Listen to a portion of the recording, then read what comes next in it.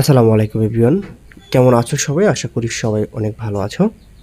Made war 47 47 দিনের medical ভর্তি প্রস্তুতির সর্বোচ্চ চেষ্টার আজকে আমাদের ক্লাস টপিক হচ্ছে পদার্থবিজ্ঞান প্রথম পত্রের কাজ শক্তি ক্ষমতা, একটা গুরুত্বপূর্ণ অধ্যায়। দেখো, আমরা একাডেমিক লাইফে এই অধ্যায়টার জন্য অনেক ধরনের ম্যাথমেটিক্যাল টার্ম আমরা সলভ করে থাকি, তবে মেডিকেল ভর্তি পরীক্ষার জন্য আমাদের এত কিছু লাগবে না। আরেকটা কথা হচ্ছে, এবছর মেডিকেল ভর্তি পরীক্ষায় পদার্থবিজ্ঞান থেকে মাত্র 15 নম্বর আসবে। আমাদের টোটাল সাবজেক্ট হচ্ছে 21টা। তো এখানে অনেক সাবজেক্ট কিন্তু স্কিপ করতেই হবে, বা হচ্ছে অনেক সাবজেক্ট আছে যেগুলো থেকে কোশ্চেন আসবেই না। আবার হয়তো কোনো অধ্যায় থেকে একটা বা দুইটা কোশ্চেন আসতে পারে। যাই হোক, আমরা হচ্ছে সেই হিসেব করে, যেমন জীববিজ্ঞান এখানে 30টা কোশ্চেন আসবে বায়োলজিতে, তো সেটার পিছনে আমরা যে সময়টা দিব, অবশ্যই সেই সময়টা যেন এই সময়টার দ্বিগুণ হয়, সেই দিকগুলো আমরা খেয়াল করব। চলে আসো কাজ শক্তি ক্ষমতা। এই কাজ শক্তি ক্ষমতার ভিতরে আমরা যদি একটু দেখি কী কী পড়া রাখতেছে। আচ্ছা, কাজ, ভাইয়া কাজ একটা স্কেলার রাশি, শক্তিও একটা স্কেলার রাশি, বুঝছো? কাজ একটা স্কেলার রাশি, শক্তি একটা স্কেলার রাশি, এগুলো স্কেলার রাশি। এখন আমাদের জাস্ট এখানে লাগতেছে, যদি আমরা ভেক্টর আকারে লিখি কাজকে কীভাবে লেখা যায়। কাজের ভেক্টর আকারে লিখলে এটার আসে W = F ভেক্টর ডট গুণন এস ভেক্টর, মানে কি বল ইন্টু সরণ, এটার ডট গুণন। ওকে, আচ্ছা, এরপরে চলে আসো কোথায়, তোমার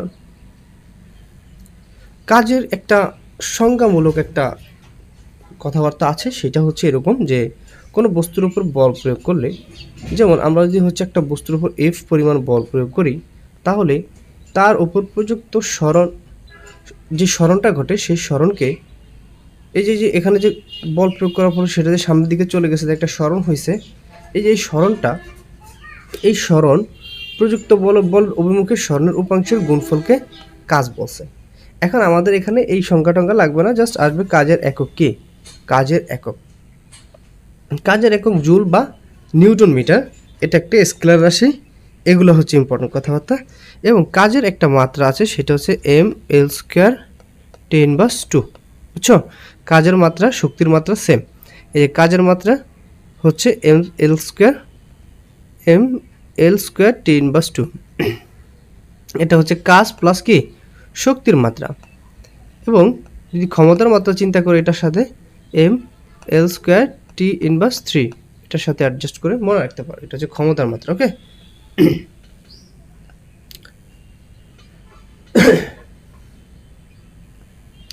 এরপর খেয়াল করো, কাজ হওয়া এবং না হওয়ার কারণ নিয়ে কিছু কথাবার্তা আছে, কেন কাজ হয় কখন কাজ হবে না।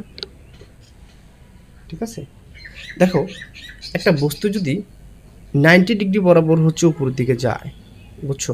90 ডিগ্রি বরাবর উপরের দিকে যায়, তখন তার কাজ হবে? তখন তার কাজ হবে না, তখন তার কাজ হবে শূন্য। কারণ আমরা জানি কাজ W = F/S cos θ, তাই তো? এখন ধরো F আছে যে কোনো একটা মান, Sও আছে, cos θ মান হচ্ছে 90 ডিগ্রি, তাহলে cos 90 ডিগ্রি মান হচ্ছে 0, তাহলে সব 0 হয়ে যায়।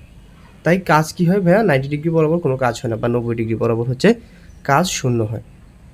ওকে, তাহলে কাজ সর্বনিম্ন কোথায় হয়? 90 ডিগ্রি বরাবর বা 90 ডিগ্রি বরাবর কাজ হয় শূন্য, এটা মনে রাখবা। আরেকটা কথা মনে রাখবা, বল ও সরণের মধ্যবর্তী কোণ যদি 0 ডিগ্রি হয়, তখন কাজটা সর্বোচ্চ হয়। কারণ 0 ডিগ্রি হলে cos 0 ডিগ্রি মান 1, তাহলে 1 চাইতে বেশি তো হবে না, তাই না? কাজের সংজ্ঞা থেকে আমরা কি জানি? বল ক্রিয়া করলেও যে যদি বলের উপর বিন্দুর সরণ S = 0 হয়, তাহলে কাজ W = 0 হয়। যদি বলের প্রয়োগ বিন্দুর সরণের অভিমুখের লম্ব দিকে হয়, তাইলে সেক্ষেত্রে কি হয় ভাইয়া? একটু আগে দেখাইছিলাম যে 0 ডিগ্রি হয়, 90 ডিগ্রি cos 0 হয়। ঠিক আছে, এখন সেক্ষেত্রে W এর মানটা হয় 0 হয়, মানে সেক্ষেত্রে কোনো কাজ হয়নি। ওকে, এরপরে বলের দ্বারা কাজ। যেমন বলের দ্বারা কাজ বলতে কি বোঝায়? মানে বল যেদিকে যাচ্ছে, কাজটা যদি সেদিকে হয় বল প্রয়োগ করার ফলে, সেটাকে হচ্ছে বলের দ্বারা কাজ বলা হয়। এখন খেয়াল করো, বলের দ্বারা কাজ ধনাত্মক হয়, এটা মাথায় রাখবা। বলের দ্বারা কাজ কি হয়? ধনাত্মক হয়। আর বলের দিকে কাজ হলে স্থিতিশক্তি হ্রাস পায়, গতিশক্তি বৃদ্ধি পায়। তাহলে বলের দ্বারা কাজ হচ্ছে কি? বলের দ্বারা কাজ হলো নাম্বার 1, এটা ধনাত্মক। এটার ক্ষেত্রে স্থিতিশক্তি হ্রাস পায়, গতিশক্তি বৃদ্ধি পায়।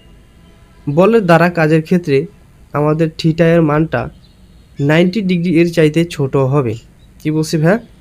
90 ডিগ্রি এর চাইতে ছোট হবে এবং 0 ডিগ্রি এর চাইতে বড় হবে বা সমান হবে। বুঝছো? তাইলে বলের দ্বারা কাজের ক্ষেত্রে এই যে থিটা বা কোণ, এটার শর্তটা হচ্ছে 0 ডিগ্রির সমান অথবা 90 ডিগ্রি এর চাইতে ছোট হবে। এরপরে খেয়াল করো ভাইয়া, বলের বিরুদ্ধে কাজ। বলের বিরুদ্ধে কাজে ঋণাত্মক হয়, এটা মাথায় রাখবা। আর এটাতে স্থিতিশক্তি বৃদ্ধি পায়, গতিশক্তি হ্রাস পায়। এর বিরুদ্ধে কাজের ক্ষেত্রে থিটা এর মানটা 180 ডিগ্রির সমান হবে, 90 ডিগ্রি অপেক্ষা বড় হবে। বুঝছো? একটু আগে ছিল 90 ডিগ্রি অপেক্ষা ছোট, যেটা ধনাত্মক। তাহলে এই যে বলের দ্বারা কাজ এবং বলের বিরুদ্ধে কাজ, এই দুইটার শর্তটা একটু দেখবা, মুখস্থ করবা। এরপরে শূন্য কাজ এবং হচ্ছে কার্যবিহীন বল। খেয়াল করো ভাইয়া, কোনো বস্তুর উপর বল প্রয়োগের লম্ব বরাবর সরণ ঘটলে সেটার কাজ শূন্য হয়, একটু আগে দেখাইছিলাম। আর কাজ শূন্য হলে সেক্ষেত্রে থিটা সমান সমান কত লাগছে আমার? 90 ডিগ্রি।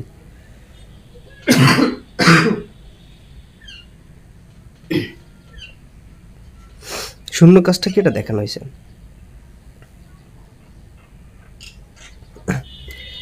এই কাজটাকে কার্যহীন বল বলা হয়। কি বলা হয়? কার্যহীন বল বলা হয় 90 ডিগ্রি কোণে ক্রিয়া করলে।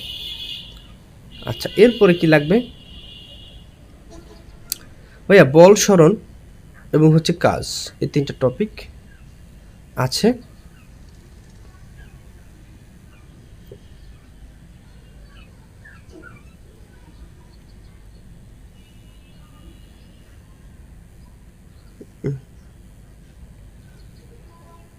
এরপরে তোমার একটা জিনিস আছে, সেটা হচ্ছে ধনাত্মক কাজ। এই যে থিটা ইজিকালস টু 0 ডিগ্রি হলে, অর্থাৎ বলের দিকে বস্তু সরণ হয়, তখন W equal to F S cos theta, এটার মান, থিটার মান যে কোনো একটা মান পাওয়া যায়, এটা হচ্ছে ধনাত্মক কাজ। শূন্য কাজ বলছিলাম থিটা সমান সমান 90 ডিগ্রি হলে, হ্যাঁ, কজের মান 0 হয়। ঋণাত্মক কাজ যখন 90 ডিগ্রি এর চাইতে বড় এবং 180 ডিগ্রির সমান হয়, তখন কাজ ঋণাত্মক কাজ হয়। ওকে, এগুলো দেওয়া আছে। পরিবর্তনশীল বল দ্বারা কৃত কাজ।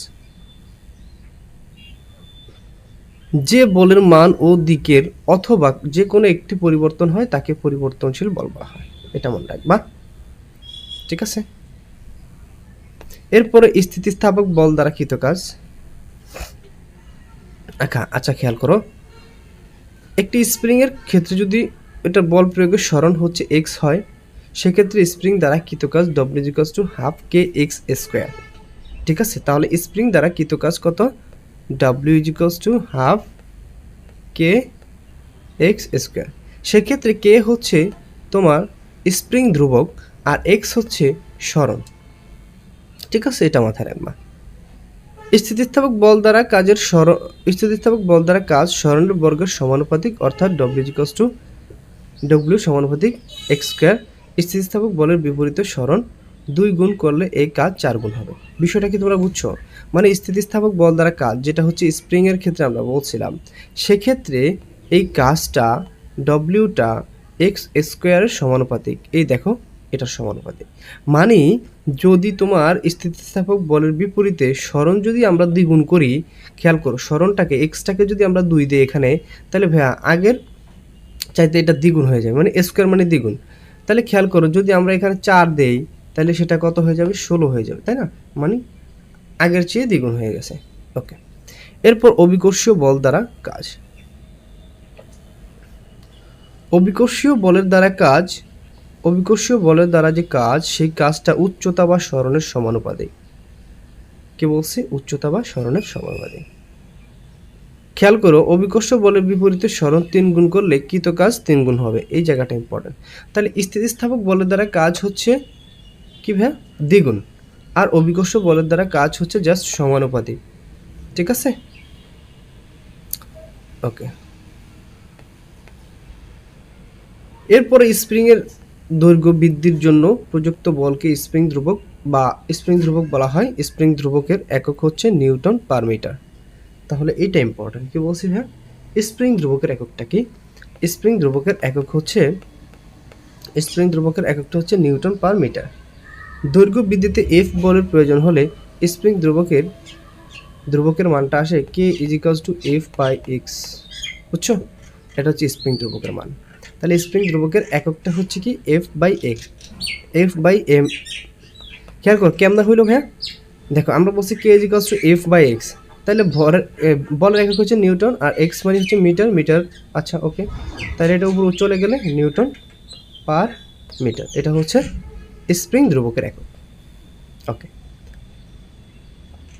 এরপর আমরা খেয়াল করব সরণের পরিমাণ এক্স হলে কি? সরণের পরিমাণ এক্স হলে সঞ্চিত স্থিতিশক্তির পরিমাণ হাফ কে এক্স স্কোয়ার।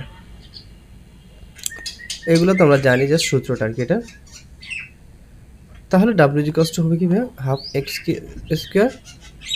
আচ্ছা, এখন স্প্রিং ধ্রুবক তিনটা বিষয়ের উপর নির্ভর করে, ভেরি ভেরি ইম্পর্টেন্ট। যেখানে 3 পাবা সেখানে এটা মাস দেখবা, বিগত বছর সেখান থেকে প্রশ্ন না আসলেও দেখবা, মানে 3 আছে মানে সেখানে আরেকটা অপশন 9 দিয়ে 4টা অপশন করে দিতে পারে, তাই না? তাহলে খেয়াল করো স্প্রিং ধ্রুবক নির্ভর করে স্প্রিংয়ের দৈর্ঘ্যের উপরে, জ্যামিতিক গঠনের উপরে, পদার্থের স্থিতিস্থাপকতার উপরে। আর এখানে হয়তো অন্য একটা দিয়ে দিবে, বুঝছো? এটা একটু মাথায় রাখবা। স্প্রিং সংকোচনের কাজ, এগুলো লাগবে না। অভিকর্ষ বল, এটা তোমরা সবাই মোটামুটি জানো। পৃথিবীর সাথে অন্য যে কোনো একটা বস্তুর মধ্যে যদি হচ্ছে একটা অ্যাট্রাকশন হয়, আর্থ প্লাস হচ্ছে অ্যানাদার একটা বলতে পারো যে কোনো একটা বস্তু, সেক্ষেত্রে যদি একটা আকর্ষণ হয় তাদের মধ্যে, সেটাকে আমরা বলি মহাকর্ষ বল। আর বিশ্বের যে কোনো দুইটা বস্তুর মধ্যে যদি কোনো আকর্ষণ হয় সেটাকে বলা হয় অভিকর্ষ বল। এই যে এটা হচ্ছে আকর্ষণ বল। তাহলে বলছে কি যে কোনো দুটি বস্তুর মধ্যে আকর্ষণ বলকে মহাকর্ষ বল বলা হয়। আর কিন্তু ভূপৃষ্ঠের উপরে লিফটে অবস্থিত প্রতিটি বস্তুর আকর্ষণকে অভিকর্ষ ক্রিয়া বলা হয়। এগুলো দরকার নাই। আচ্ছা, এখন এই মহাকর্ষ বলের সূত্রটা হচ্ছে কি ভাই? এফ ইজিক্যালস টু জি বড়হাতের তারপরে এম বাই আর স্কোয়ার। ওকে, এটা তো বুঝছো?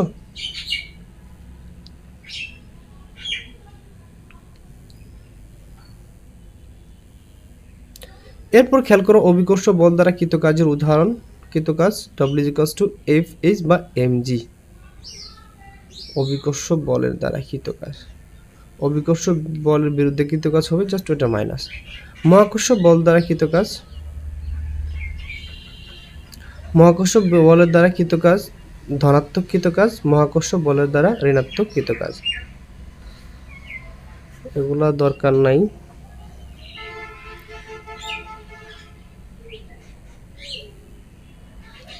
এই যে এটা অভিকর্ষ বল দ্বারা কৃতকাজ স্মরণের সমানুপাতিক। খেয়াল করো ভাইয়া, স্মরণের সমানুপাতিক। তো অভিকর্ষ বল দ্বারা কৃতকাজ W equals to M G X. তাহলে এক্ষেত্রে স্মরণটা হচ্ছে এক্স, তাহলে এটা সমানুপাতিক। স্থিতিস্থাপক বল দ্বারা কৃতকাজ স্মরণের বর্গের সমানুপাতিক। একটু আগে যেটা তোমাদেরকে দেখাইছিলাম যে স্মরণের বর্গের সমানুপাতিক। পৃথিবীর কেন্দ্রমুখী বলই হচ্ছে অভিকর্ষ বল। অভিকর্ষ বল দূরত্বের বর্গের সমানুপাতিক। ঘূর্ণনের ক্ষেত্রে কৃতকাজ, ঘূর্ণনের ক্ষেত্রে কৃতকাজটা কীরকম হবে ভাইয়া? ঘূর্ণনের ক্ষেত্রে কৃতকাজ টর্ক ইন্টু কৌণিক সরণ, এটা হচ্ছে কৃতকাজ। আর ম্যাথমেটিক্যাল টার্ম হইলে এভাবে আবর্ত গতির জন্য কৃতকাজ সমান সমান বলের ভ্রামক ইন্টু কৌণিক সরণ। শক্তি একটা স্কেলার রাশি, এটা তোমরা সবাই জানো। শক্তি দুই প্রকার, যান্ত্রিক শক্তি, আলোক শক্তি, শব্দ শক্তি, চৌম্বক শক্তি, তড়িৎ শক্তি, রাসায়নিক শক্তি, পারমাণবিক শক্তি, সৌরশক্তি। জাস্ট এই প্রকারভেদগুলো চাইলে মনে রাখতে পারো, নাহলে দরকার নেই। এখন এই যান্ত্রিক শক্তিকে আমরা দুই ভাগে ভাগ করতে পারি, একটা গতি শক্তি আর একটা হচ্ছে স্থিতিশক্তি বা বিভব শক্তি। এই জায়গাটা হচ্ছে ইম্পর্ট্যান্ট। তাহলে খেয়াল করো ভাইয়া, শক্তির কিন্তু রূপান্তর ঘটে, এটা তোমরা সবাই মোটামুটি জানো, তাই না?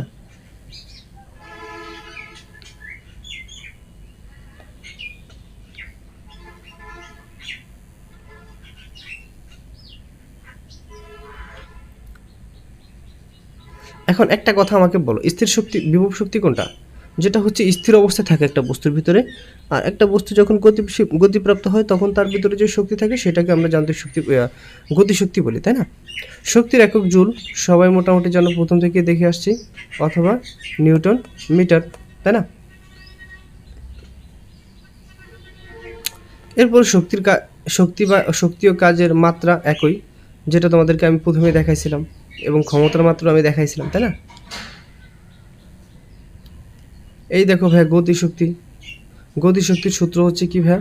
গতিশক্তি E = হাফ mv স্কোয়ার, আর স্থিতিশক্তি W = m e ep, স্থিতিশক্তি হচ্ছে EP =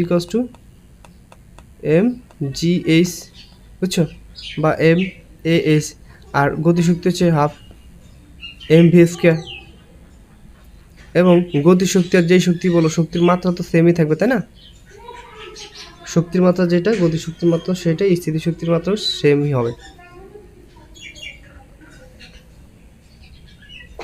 আচ্ছা, এখন একটা পাথরকে কাচের সঙ্গে ঠেকিয়ে রাখলে কিছু হয় না, কিন্তু পাথর ছুঁড়ে মারলে কাঁচ ভেঙে যায়। গতির জন্য পাথরটি এই কাজের সামর্থ্য পায়। যেই হচ্ছে মূলত গতিশক্তির একটা উদাহরণ দিতে চাইছি আর কি তোমাদেরকে, বুঝছো?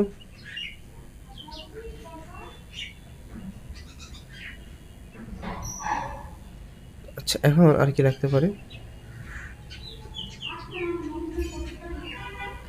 এরপর হচ্ছে এই যে K4 হাফ mv স্কয়ার গতিশক্তি। খেয়াল করো ভাইয়া, এই জিনিসটা ইম্পর্টেন্ট। গতিশক্তি বর্গের সমানুপাতিক। গতিশক্তি বর্গের সমানুপাতিক, এই জিনিসটা খুবই খুবই গুরুত্বপূর্ণ। প্রশ্নে আসে যদি গতিশক্তি 2 হয় ভরবেগ কত হবে? মেডিকেল ভর্তি পরীক্ষা 23-24-এ এখান থেকে একটা প্রশ্ন আসছিল, বুঝছো? এই জায়গাটা মিস করবা না, এই জায়গাটা ইম্পর্টেন্ট। তাহলে গতিশক্তি এবং ভরবেগের মধ্যে সম্পর্ক, A = half mv square half into mv। যাই হোক, তোমরা জাস্ট এই জিনিসটা তো এগুলো মনে রাখলে তো আর ম্যাথ করতে পারবো না, তোমরা জাস্ট এইটা সম্পর্কটা মনে রাখবা। প্রশ্নটা আসবে কি, গতিশক্তি দ্বিগুণ হলে ভরবেগ কত হবে, বা ভরবেগ যদি 4 গুণ হয় গতিশক্তি কত হবে? খেয়াল করো, E সমানুপাতিক পি স্কয়ার, এটা হচ্ছে ভরবেগ, ঠিক আছে? তাহলে ভরবেগটা যদি 4 হয়, তাহলে ভাইয়া ভরবেগটা যদি 4 হয়, তাহলে এটাকে স্কয়ার করলে গতিশক্তি কত হবে? 16 হবে, তাই না? 16 গুণ হবে। ভরবেগটা যদি হাফ হয়, তাহলে কি হবে? 1/4 গুণ হবে। ওকে, এরপরে কাজ শক্তি উপপাদ্য, জাস্ট এটা বিবৃতিটা দেখবা। কোনো বস্তুর উপর ক্রিয়ারত লব্ধি বল কর্তৃক কৃত কাজ তার গতিশক্তির পরিবর্তনের সমান, এটাই হচ্ছে কাজ শক্তি উপপাদ্য। তাহলে এটা হচ্ছে এটার সাথে এইটাই হচ্ছে যায় যে W = half mv square minus half mv0 square. এটা হচ্ছে কাজ শক্তি উপপাদ্য।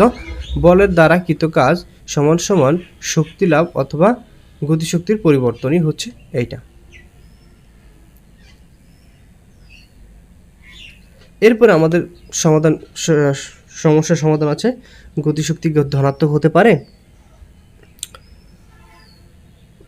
একটা জিনিস মনে রাখবে, গতিশক্তি কখনো ঋণাত্মক হতে পারে না, গতিশক্তি সবসময় ধনাত্মকই হবে, ঠিক আছে? একটি হালকা বস্তু এবং একটি ভারী বস্তুর ভরবেগ সমান, কোনটি গতিশক্তি বেশি?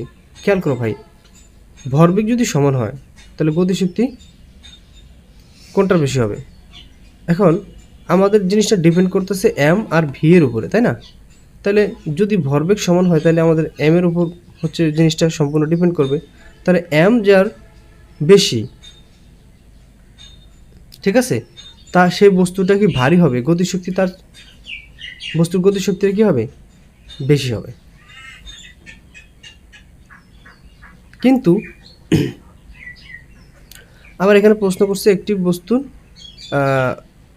ভারী একটি হালকা বস্তু এবং একটি ভারী বস্তুর গতিশক্তি সমান, কোনটির ভরবেগ বেশি হবে?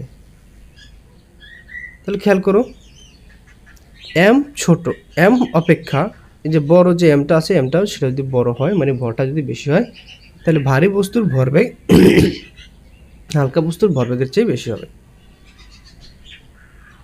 এখান থেকে তোমরা জাস্ট এই জিনিসটা এইভাবে মনে রাখতে পারো, আর দিয়ে যে ভারী বস্তুর ভরবেগ বেশি, হালকা বস্তুর গতিশক্তি বেশি, বুঝছো? এই জায়গাটা একটু দেখতে পারো যে ভারী বস্তুর ভরবেগ বেশি, হালকা বস্তুর গতিশক্তি বেশি, এটা মনে রাখবা, এলোমেলো করো না। স্থিতিশক্তি বা বিভব শক্তি, একটু আগে আমরা গতিশক্তি শেষ করলাম। কোন একটা বস্তু তার অবস্থানের জন্য যে শক্তি অর্জন করে তাকে তোমার স্থিতিশক্তি বলা হয়। এটাও এই সংজ্ঞাটা দিয়েই প্রশ্ন চলে আসছিল, এটা দেখবা।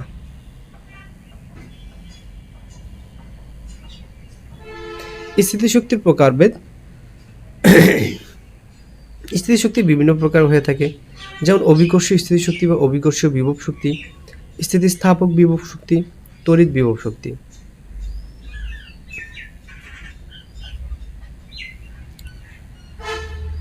আচ্ছা, এরপর আমাদের কি লাগবে?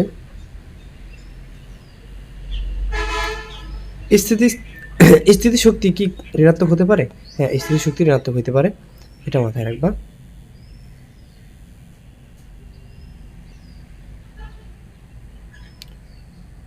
কোন একটি বস্তুর স্থিতিশক্তি কখন শূন্য হবে? যখন সেটা ভূমিতে থাকে, ঠিক আছে? ধরো একটা জিনিসের স্থিতিশক্তি আমরা জানি mgh, স্থিতিশক্তি হচ্ছে কি mgh। তাহলে m ধরো আছে 100, g আছে ধরো 9.8, কিন্তু বস্তুটা আছে ভূমিতে, মানে হচ্ছে শূন্য উচ্চতা, তাহলে এটার কি হবে? স্থিতিশক্তি শূন্য হবে। তাহলে ভূমিতে থাকা অবস্থায় একটি বস্তুর স্থিতিশক্তি শূন্য হতে পারে, এটা মাথায় রাখবা। শক্তির নিত্যতা শক্তি কোন কোন জায়গায় ব্যবহৃত হয়? শক্তির নিত্যতা শক্তি ভাই অনেক জায়গায় ব্যবহৃত হয়।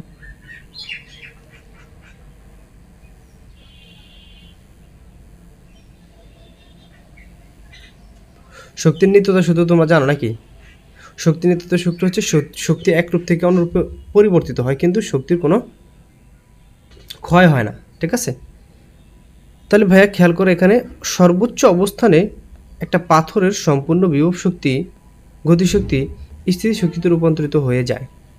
সর্বোচ্চ স্থানে যখন একটা বস্তুকে যখন উপরের দিকে ছুঁড়ে মারা হয়, তখন বস্তুটার যে সর্বোচ্চ উচ্চতায় পৌঁছায়, সেখানে বস্তুটার সম্পূর্ণ গতিশক্তি স্থিতিশক্তিতে রূপান্তর হয়, ঠিক আছে? এগুলা দেখবা। এরপর এখানে কাজ সমান সমান আরো একটা জিনিস মনে রাখতে পারো, যে কাজ আমরা জানি কাজ সমান ক্ষমতা, ক্ষমতা পি সমান সমান কাজ বাই সময়। তাহলে কাজ হচ্ছে ডাব্লিউ আর বাই টি সময় এফ এস বাই টি। আর তোমরা এটাকে বলতে পারো যে স্মরণের সাথে সময়ের পরিবর্তনকে বলতে পারো বেগ, তাই সেক্ষেত্রে এটাকে আমরা বলতে পারি P equals to F v, এই সমীকরণটা আমরা বলতে পারি, এটা একটু দেখবা। এরপরে ভাই ক্ষমতা, ক্ষমতার একক কি বলো? একটু আগে তোমাদেরকে দেখাইছিলাম, ক্ষমতার একক হচ্ছে জুল সেকেন্ড, আর মাত্রা হচ্ছে ml² 10^3। ওকে, এই যে ml² 10/3। আন্তর্জাতিক পদ্ধতিতে এসআই পদ্ধতিতে ক্ষমতা একক জুল পার সেকেন্ড অথবা ওয়াট, ঠিক আছে? প্রতি সেকেন্ডে 1 জুল কাজ করার ক্ষমতাকে 1 ওয়াট বলা হয়, এটা মাথায় রাখবা। তাহলে কোনো বস্তুর যন্ত্রের ক্ষমতা 50 জুল পার সেকেন্ড বলতে বোঝায় যে প্রতি সেকেন্ডে 50 জুল কাজ করতে পারে।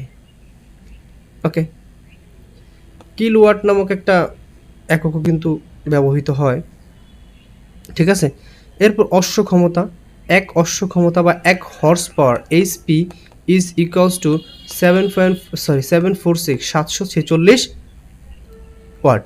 তাহলে এই যে প্রতি সেকেন্ডে 746 জুল কাজ করার ক্ষমতাকে 1 অশ্ব ক্ষমতা বলা হয়। 1 অশ্ব ক্ষমতা সমান সমান 746 জুল পার সেকেন্ড অথবা 746 watt. Very very important, medical ভর্তি পরীক্ষা আসছে। তাহলে ভাইয়া ওয়াট, 1 সেকেন্ডে 1 জুল কাজ করার ক্ষমতাকে 1 ওয়াট বলা হয়। ওকে, 1 কিলোওয়াট সমান সমান 1000 ওয়াট। 1 মেগাওয়াট সমান সমান 10⁶ জুল পার সেকেন্ড বা 10,000, 1 লক্ষ ওয়াট। এরপর খেয়াল করো, কোনো বিদ্যুৎ উৎপাদন কেন্দ্রের ক্ষমতা 2 মেগাওয়াট বলতে বোঝায় ওই বিদ্যুৎ কেন্দ্রের সরবরাহকৃত বিদ্যুৎ শক্তি দ্বারা প্রতি সেকেন্ডে 2 × 10⁶ বা 2 মেগাজুল কাজ করা যায়। ক্ষমতার মাত্রা তোমাদেরকে দেখাইছি 3 বার এই পর্যন্ত, আর কি দেখবা বলো? এরপর ক্ষমতা, বল ও বেগের মধ্যে সম্পর্ক। এই যে তোমাদেরকে আমি বলছিলাম যে পি ইজিকস টু কি বলছিলাম ভাইয়া? এফ ভি দেখাইছিলাম না একটু আগে? এটাই হচ্ছে ক্ষমতা বেগমতা সম্পর্ক।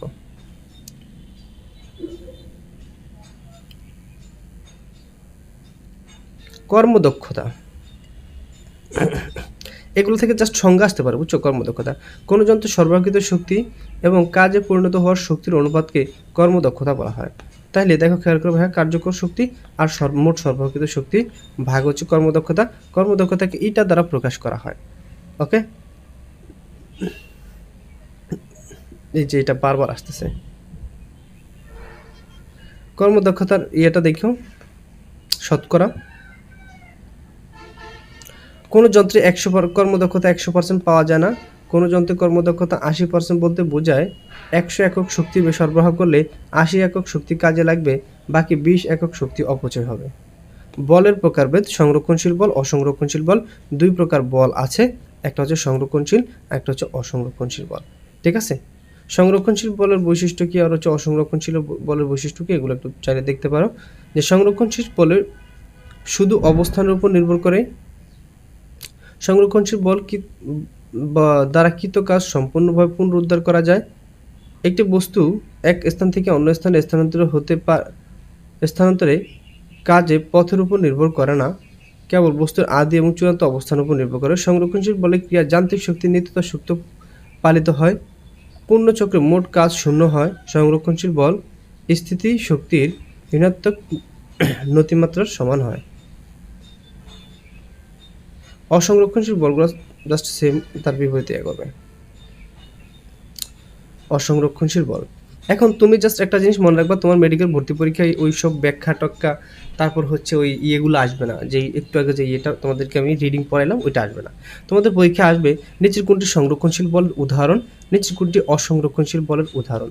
তোমরা জাস্ট একটা জিনিস মনে রাখবা, সেটা হচ্ছে ঘষেটি। কি বলছি ভাইয়া? ঘষেটি। ঘতে হইল ঘর্ষণ বল, ঘর্ষণ বল। শত হইল সান্দ্র বল, সান্দ্র বল। আর টিতে হলো টানা বল। ঠিক আছে, ঘর্ষণ বল, সান্দ্র বল, টানা বল, এই যে বলগুলো আছে এগুলো হচ্ছে অসংরক্ষণশীল বল। ঠিক আছে ভাইয়া, এগুলো হচ্ছে কি অসংরক্ষণশীল বল। তাহলে অসংরক্ষণশীল বল হচ্ছে কারা? অসংরক্ষণশীল বল হচ্ছে যারা কি করে, অসংরক্ষণশীল বলের উদাহরণ কি? অসংরক্ষণশীল বলের উদাহরণ হচ্ছে আমাদের ঘর্ষণ বল, সান্দ্র বল, তারপর হলো টানা বল। আর বাকি যারা আছে তারা হচ্ছে কি, তারা হচ্ছে সংরক্ষণশীল বল। ঠিক আছে, আর চাইলে এটার সংজ্ঞাটা মনে রাখতে পারো, যে যে বল কোনো বস্তুর উপর ক্রিয়া করলে তাকে কোন এক পথে ঘুরিয়ে পুনরায় প্রাথমিক অবস্থানে আনলে ওই বল কর্তৃক কৃতকাজ শূন্য হয় না, তাকে অসংরক্ষণশীল বলে। আর সংরক্ষণশীল বলের ক্ষেত্রে কৃতকাজ কী হয়ে যাবে? শূন্য হয়ে যাবে। ঠিক আছে, এবং এটার বৈশিষ্ট্য দেওয়া আছে, চাইলে দেখতে পারো। ওকে,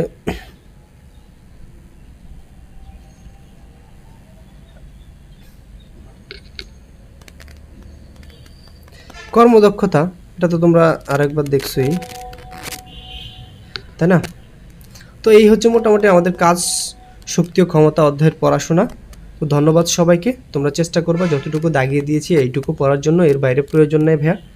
এখানে পড়লে অনেক ধরনের পড়াশোনা আছে, ফিজিক্স সবচেয়ে কঠিন জিনিস, তবে মেডিকেল ভর্তি পরীক্ষা ওগুলো কিছুই আসবে না, জাস্ট হচ্ছে কিছু থিওরিক্যাল কোশ্চেন আসছে, দুই একটা হচ্ছে তোমার ম্যাথমেটিক্যাল টার্ম আসে, সেটা তাও অনুশীলনী থেকে চলে আসে প্রতি বছর হুবহু। তো তোমরা এইটা সলভ করো, কোশ্চেন ব্যাংক সলভ করো, এবং হচ্ছে অনুশীলনীগুলো ভালো করে সলভ করে এক্সাম দাও। তো ধন্যবাদ সবাইকে, আসসালামু আলাইকুম।